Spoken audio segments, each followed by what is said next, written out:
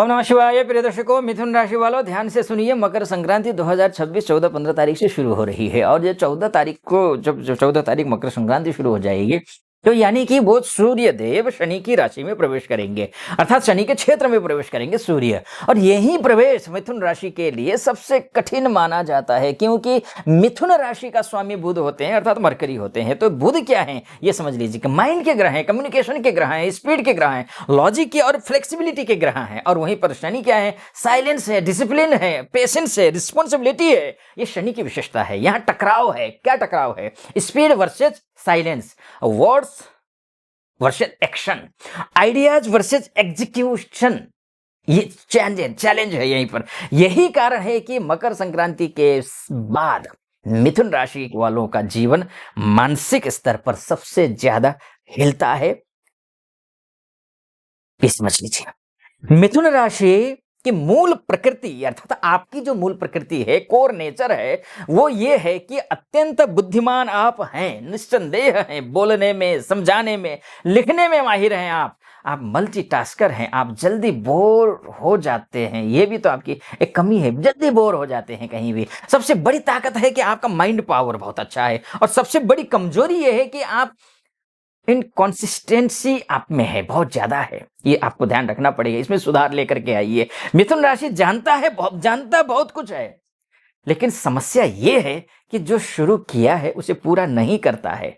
तो शुरू जो किया उसको पूरा करने की कोशिश करिए। मकर संक्रांति के बाद आपके पक्ष में बहुत कुछ समय दिखाई दे रहा है, आगे मैं चर्चा करूंगा उस पर।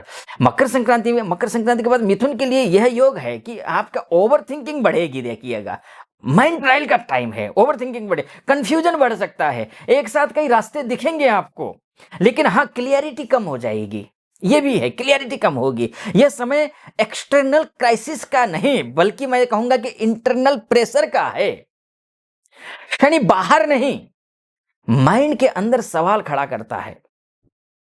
इसलिए मन ही बंधन है और मन ही मुक्ति। ध्यान रखिए। इसलिए भगवत गीता में योगेश्वर श्री कृष्ण ने कहा है, मन एव मनुष्याणाम कारणम बंध मोक्षयोः, अर्थात मन ही बंधन का कारण है और मन ही मुक्ति का भी कारण है। इसलिए मन को स्थिर बनाने की कोशिश करिए। तो मकर संक्रांति यानी कि 14-15 तारीख से लेकर के जनवरी से समय आपके पक्ष में दिखाई दे रहा है।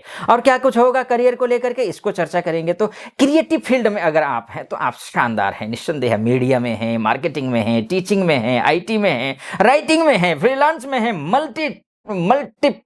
मल्टीपल रोल आप निभाते हो। तो मकर संक्रांति के बाद वर्क प्रेशर बढ़ेगा, लेकिन खराब होगा और बढ़ेगा, ये अलग चीज है। खराब नहीं, वर्क प्रेशर बढ़ेगा, आपका जवाबदेही फिक्स हो जाएगी। चलता है वाला जो आपका अप्रोच है ना, वो नहीं चलने वाला है। अब जॉब होपिंग नुकसान देगी, इसलिए जो है उसको डट कर कीजिए। आप अधूरा काम भारी पड़ सकता है, काम को कंप्लीट करने की कोशिश करनी होगी, आपको ध्यान रखना होगा। अब बातों से नहीं, रिजल्ट से बोलो आप, मिथुन राशि ध्यान रखो। इसलिए मैं कहता हूं कि धन के मामले में भी आता आपके बहुत आइडियाज हैं धन कमाने के, लेकिन हाँ डिस्ट्रैक्शन से ज्यादा की वजह से आप मात खा जाते हैं। इसलिए मकर संक्रांति के बाद क्या कुछ होगा, इनकम सोर्स स्टेबल करने की जरूरत है, आपको खर्चों पर कंट्रोल करने की जरूरत है। इम्पल्सिव जो बाइंग है वो नुकसान दे सकते हैं। क्यों करते हैं? शास्त्र इसलिए कहता है ना कि अस्थिरम मनः अस्थिरम धनः, अर्थात अस्थिर मन ही अस्थिर धन का कारण है। जहां मन अस्थिर है वहां धन भी अस्थिर ही होता है। बंधुओं, भाइयों, बहनों, इसीलिए मैं कहूंगा कि मन को स्थिर रखिए। इसलिए एक बहुत शानदार उदाहरण आता है महाभारत में। बहुत भीष्म पितामह ये अपार ज्ञान के स्वामी थे। आप तो जानते ही हैं, लगभग नीति के, धर्म के, राजनीति के सब जानते थे, सब कुछ जानते थे ये। लेकिन उन्होंने बोलने से ज्यादा सहने को चुना। उन्होंने हर युद्ध नहीं लड़ा, हर सत्य नहीं बोला, सही समय की प्रतीक्षा की। यही शनि का नियम है। मिथुन राशि के लिए संदेश स्पष्ट है, हर विचार बोलना जरूरी नहीं है, क्योंकि विचार से तो आप धनवान हैं। सही समय पर बोलना जरूरी है। उसी तरीके से रिलेशनशिप की मैं बात है, कम्युनिकेशन गैप मत करिए रिलेशनशिप में, बिल्कुल मत करिए। ये समय फन लविंग का समय है, लेकिन इमोशनली इनकंसिस्टेंट ये मकर संक्रांति के बाद पार्टनर से serious talks, commitment test, honest communication बराबर बॉन्ड स्ट्रांग, और जहां पर डबल मीनिंग, हाफ ट्रूथ बराबर ब्रेक। ये मकर संक्रांति के बाद ऐसा ही कुछ होगा। हेल्थ को लेकर के भी ज्यादा चिंता की बात नहीं है। थोड़ा बहुत नर्वस सिस्टम में प्रॉब्लम हो, एंजाइटी हो सकती है। अगर इससे परेशान है तो थोड़ा ध्यान रखिए, या फिर अनिद्रा से परेशान है, ओवर थिंकिंग से परेशान है, या तो फिर थोड़ा सा सूर्य शनि की राशि में गया है, मिथुन राशि इफेक्ट तो थोड़ा बहुत तो होगा, लेकिन ज्यादा चिंता की बात नहीं है। फोकस थोड़ा सा बढ़ाने की जरूरत है, फोकस बढ़ाइए, सब कुछ ठीक हो जाएगा।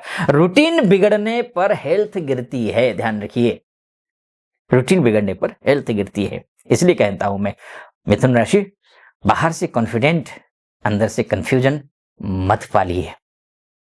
ठीक, बात यह है अब आप क्या करूं, कैसे करूं, ये सब सवाल मन में उठ सकते हैं।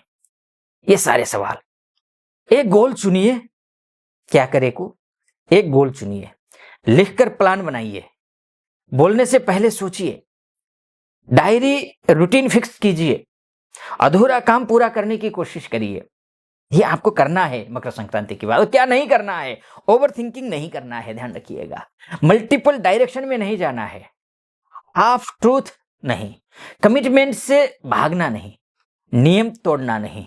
ये आप करिए। निष्कर्ष अब आपको मैं बताता हूं, उससे पहले एक बात बोलूंगा, यहां तक पहुंचे हैं तो चैनल को सब्सक्राइब, लाइक और कमेंट की जरूर कर दीजिएगा। बाकी आप अपनी कुंडली दिखाना चाहते हैं तो नीचे नंबर है, उस नंबर पर कॉल कीजिए, व्हाट्सअप कीजिए, मेरी टीम से बात कीजिए, अपॉइंटमेंट ले लीजिए, मैं आपकी कुंडली का विश्लेषण करूंगा। ठीक है जी। अच्छा, अब ये निष्कर्ष ये है कि मिथुन राशि के लिए मकर संक्रांति 2026 कोई बाहरी संकट नहीं है। यह है माइंड की परीक्षा, विचारों की छटनी, शब्दों से कर्म की यात्रा और एक दिशा चुनने का समय। यह है जो मिथुन इस समय एक रास्ता पकड़ लेगा, वही आगे आने वाले वर्षों में सबसे तेज और स्थिर उन्नति करेगा। बुध आपको सोचने देता है, सोच देता है। शनि रुकना और सिखाता है। और रुकिए, आगे बढ़िए, कंसंट्रेशन बनाइए। मेरी बहुत शुभकामना। फिलहाल अनुमति दीजिए। ओम नमः शिवाय।